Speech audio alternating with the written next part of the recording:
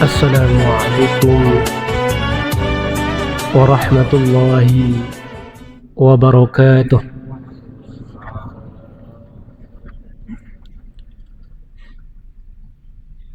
Alhamdulillahi rabbil alamin, wassalatu wassalamu ala ashrafil anbiya'i wal mursalin wa ala alihi wa ashabihi ajma'in. Puji syukur kehadirat Allah subhanahu wa ta'ala. Salawat beserta salam kita sanjung sajikan kepada baginda Rasulullah Nabi Muhammad sallallahu alaihi wasallam. Majlis subuh rahimakumullah, para pemirsa Radio Republik Indonesia cabang Takengon dan para pemirsa yang menyaksikan dari channel TV Rohamah Takengon. Sebagai orang yang beriman, kita hendaknya senantiasa bertutur kata yang baik. Bahkan tutur kata itu menjadi barometer keimanan kita. Rasulullah sallallahu alaihi wasallam menyampaikan dalam hadis riwayat Bukhari dan Muslim, "Man kana yu'minu billahi wa bil yaumil akhir falyaqul khairan aw liyasmut." Barang siapa yang beriman kepada Allah dan hari akhir, maka hendaklah ia berkata baik atau diam saja. Karena pada hakikatnya setiap ucapan yang kita ucapkan, kata-kata yang kita keluarkan dari lisan kita, itu semuanya tidak akan lepas dari catatan malaikat Raqib dan Atid. Sekalipun tidak didengar oleh orang lain, kita berkata kotor mungkin di belakang orang yang kita benci, itu akan menjadi catatan. Nabi Ibrahim alaihi salam pernah berdoa kepada Allah subhanahu wa ta'ala. Di dalam surat Asy-Syu'ara dicantumkan di mana doa beliau, Rabbi ja'alni waj'alni lisana sidqin fil akhirin. Ya Allah, jadikanlah aku nantinya menjadi buah bibir, buah kata dari manusia, orang-orang yang setelahku itu yang baik-baik. Artinya bahwa Nabi Ibrahim berharap kalaupun beliau sudah tidak ada, yang diucapkan, yang diceritakan oleh orang lain tentang dirinya, ia sangat berharap yang diungkap, yang disampaikan itu tentang kebaikan-kebaikan Nabi Ibrahim alaihissalam. Dan hal itu terbukti sampai hari ini. Di dalam Al-Quran kurang lebih ada 9 qaul, 9 tutur kata bagaimana semestinya kita berbicara. Di antaranya yang paling masyhur adalah qaulan karima. Ini yang sering kita dengar. Qaulan karima ini adalah perkataan yang mulia. Kalau kita sering menyebut ada batu mulia, dikatakan batu mulia karena batu itu berharga.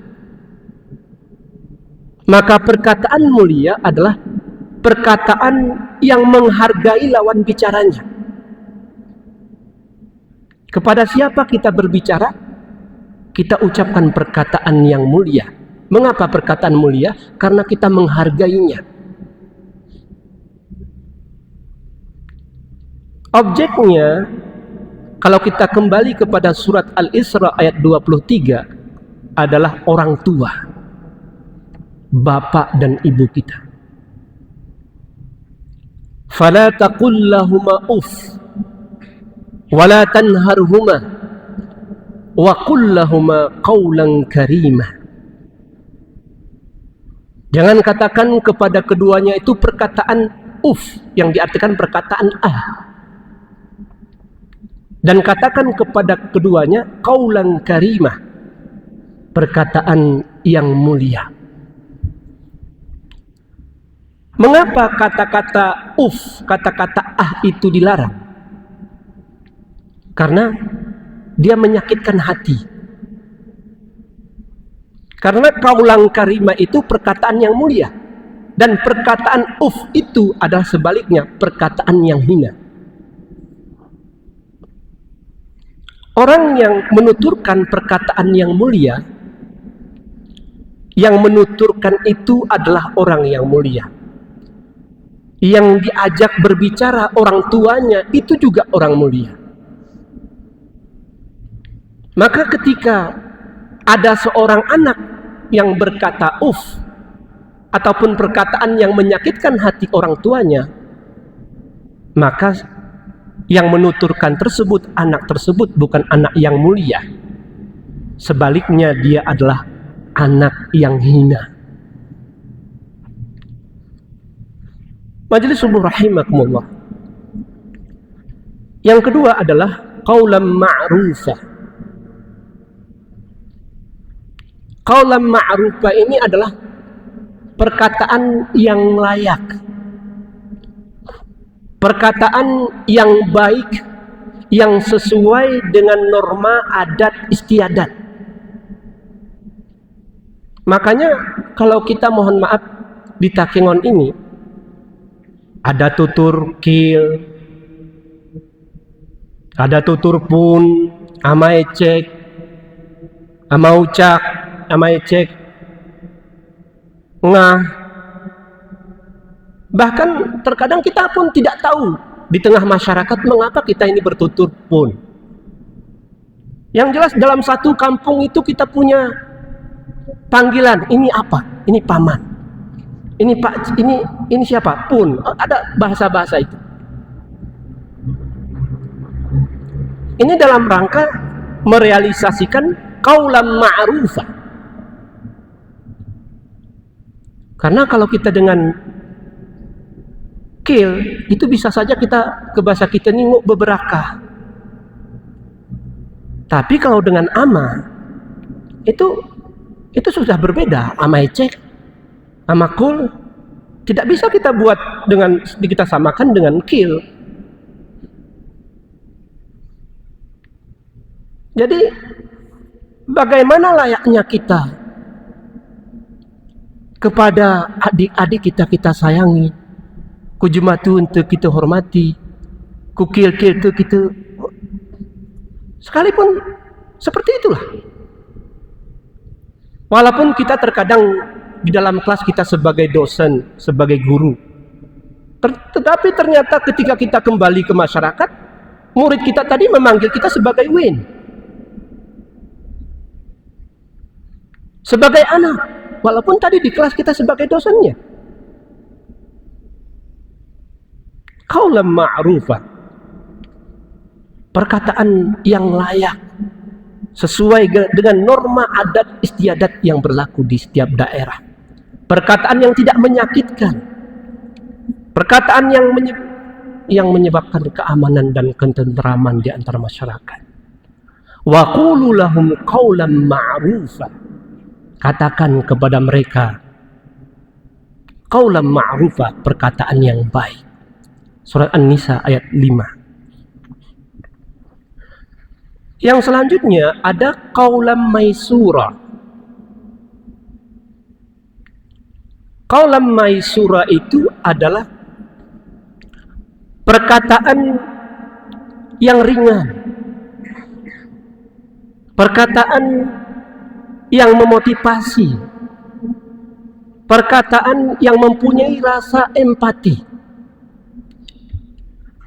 Karena qaulan maisura ini objeknya itu khusus kepada saudara kita, di mana dia ini mengharap bantuan kita. Itirui bantuan ku kita.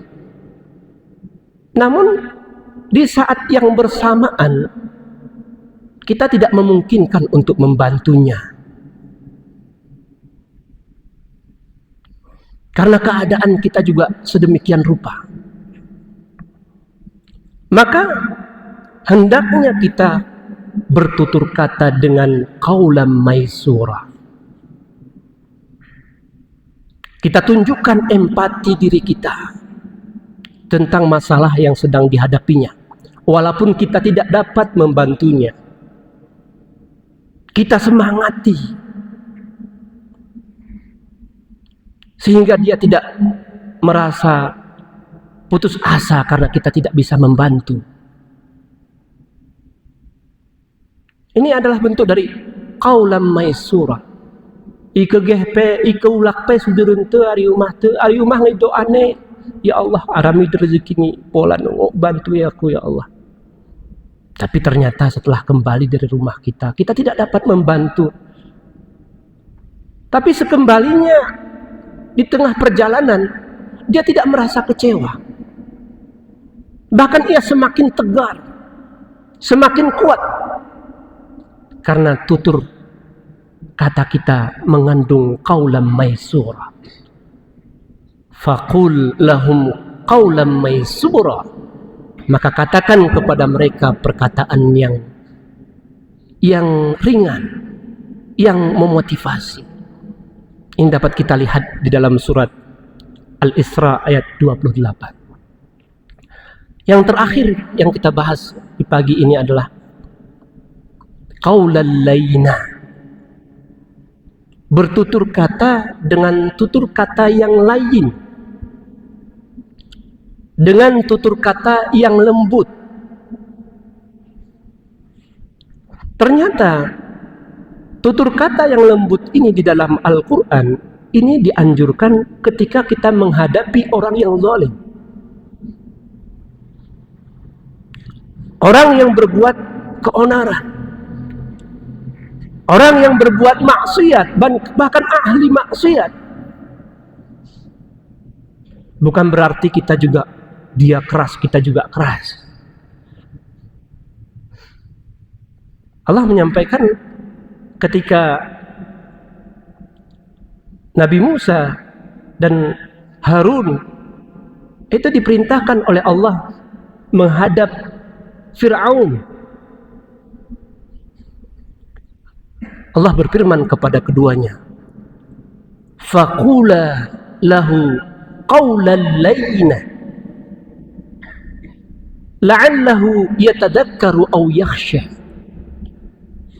Wahai Musa, wahai Harun, katakanlah kepada Fir'aun perkataan yang lembut,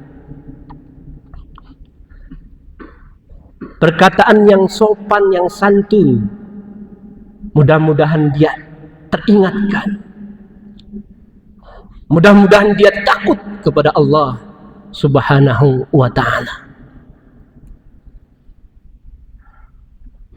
Imam Ibnu Katsir dalam tafsirnya menyampaikan bahwa ayat ini menjelaskan kepada kita bahwa ketika menghadapi orang yang zalim itu tidak bisa dengan bahasa yang keras, tidak bisa dengan bahasa yang lugas, tetapi dengan bahasa sindiran. Bahasa sindiran yang betul-betul menancap kepada hati yang bersangkutan. Ke bahasa kita ni halus bahasai tapi sawah kuati. Majelis subuh rahimakumullah. Mudah-mudahan kajian ulang yang kita sampaikan pada pagi hari ini bermanfaat untuk kami pribadi dan kita semuanya. Wallahu muwaffiq ila aqwamit thariq. Assalamualaikum warahmatullahi wabarakatuh.